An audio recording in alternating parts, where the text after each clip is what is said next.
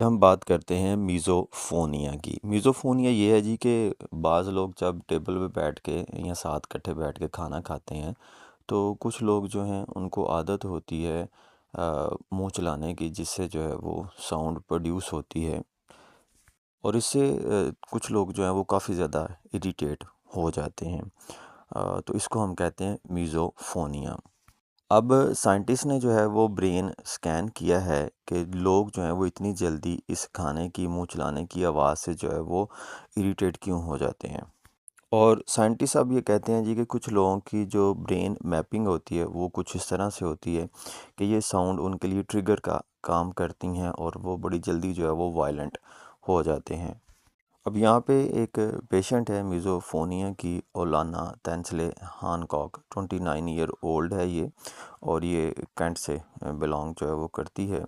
तो United kingdom के scientist ने इसकी ब्रेन मैपिंग जो है वो उसको स्टडी किया। तो पता चला कि ये जो औरत है इसको 8 साल की उम्र से ही जो है ये प्रॉब्लम थी कि इसका ब्रेन जो है वो ट्रिगर करता है ब्रीथिंग की साउंड से, ईटिंग की साउंड से और इसी तरह से जो है और रेसलिंग नाई से जो है वो इसको मसला है। और ये बीबी कहती है जी कि जब भी कोई इसके सामने जो है वो क्रिस्प वगैरह खाता है तो इसका दिल करता है कि ये फ़ौरन जो है उस चीज़ को रोक दे और यहाँ ये जो है वो वहाँ से कहीं दूर भाग जाए। इस वजह से इस पेशेंट को जो है वो काफ़ी ज़्यादा प्रॉब्लम है, यानी कि ये सिनेमा जो है वो नहीं जा सकती या जहाँ पे काफ़ी ज़्यादा जो है वो मेटालिक साउंड हो वहाँ पे ये रह नहीं सकती। इस वजह से इसको इसकी जाब से भी जो है वो फायर कर दिया गया कि इसको पैनिक अटैक आते हैं। अब इस रिसर्च में जो है वो 20 मिज़ोफोनिक पेशेंट थे और 22 जो लोग थे वो नॉर्मल थे और एमआरआई मशीन में जब इनके ब्रेन को स्कैन किया गया तो कुछ साउंड को प्ले किया गया।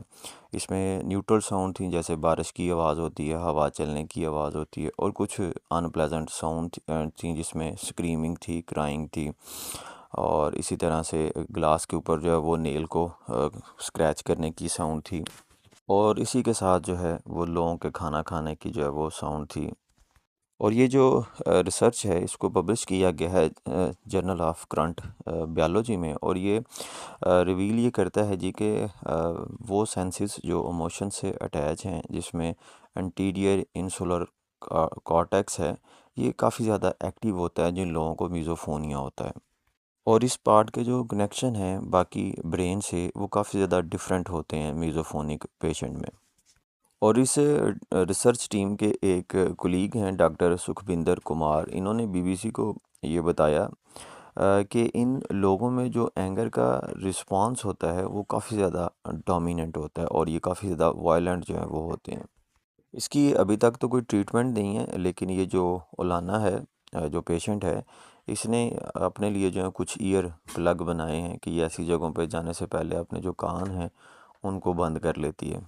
और इसी तरह से इसका ये भी कहना है कि काफ़ी और अल्कोहल जो है वो कंडीशन को और ज़्यादा बुरा कर देते हैं। इनको पीने के बाद ओवर रिएक्शन जो है वो काफ़ी ज़्यादा हो जाता है। इसी के ऊपर देखें तो आपको काफ़ी ज़्यादा जो है वो फ़िल्म्स सीरीज़ जो हैं वो भी मिल जाएंगी कि कुछ लोग जो हैं वो साइकिक पेशेंट होते हैं और छोटी-छोटी बात पे लोगों को जो है वो मारना शुरू हो जाते हैं। इसी तरह से एक दूसरा न्यूरल जो है वो डिसऑर्डर्ड कह लें इसको, वो है जी मीज़ोकाइनेज़िया। मीज़ोकाइनेज़िया जो है इसमें बेसिकली किसी बंदे की किसी दूसरे बंदे की कोई मूवमेंट जो है वो देख के एक बंदा जो है वो हाइपर हो जाता है। आमतौर पे कोई दूसरा बंदा जो है वो ये अपनी फिंगर को जो है अगर वो क्रॉस करे या किसी चीज़ को जो है वो टैप करे। इसी तरह से कुछ लोग जो हैं वो अपने बालों को जो है वो ट्विस्ट देते हैं, बालों को जो है वो खींचते हैं। इसकी वजह से भी जो है वो किसी दूसरे बंदे में जो है वो हाइपर एक्टिविटी इंड्यूस हो सकती है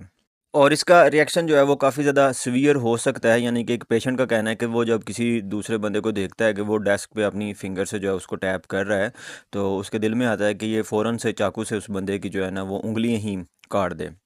इसी तरह से इस रिसर्च में शामिल जो है वो एक ख़ातून का कहना था कि उसका जो हस्बैंड है उसकी कुछ रिपीटिंग मूवमेंट है, यानी कि वो अपने टो को जो है वो बेंड करता है, तो उसकी वजह से जो है उसको फिज़िकली लगता है कि ये बीमार है और यहाँ इसको जो है वो क्या आ जाएगी।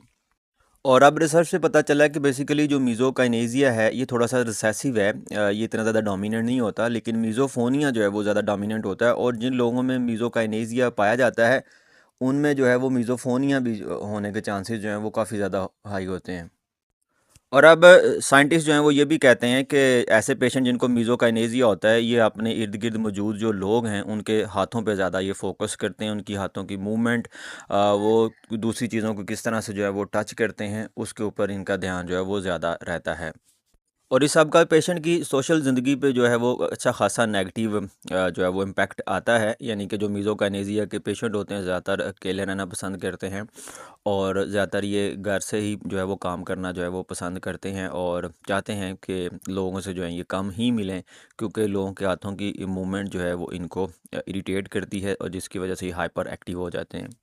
लेकिन अगर आप को मीज़ोकाइनेज़िया जो है वो डायग्नोज़ हो जाता है या फ़ोनिया डायग्नोज़ हो जाता है, तो उसके लिए फिर आपको जो है ना वो काफ़ी ज़्यादा फ्रेंडली एनवायरनमेंट जो है वो चाहिए, ताकि दूसरे लोग जो हैं वो समझ सकें आपकी कंडीशन को। तो आहिस्ता-आहिस्ता जो इसकी सिम्पटम्स हैं, जो इसका रिएक्शन है, उसको थोड़ा-सा स्लो डाउन जो है वो किया जा सकता है।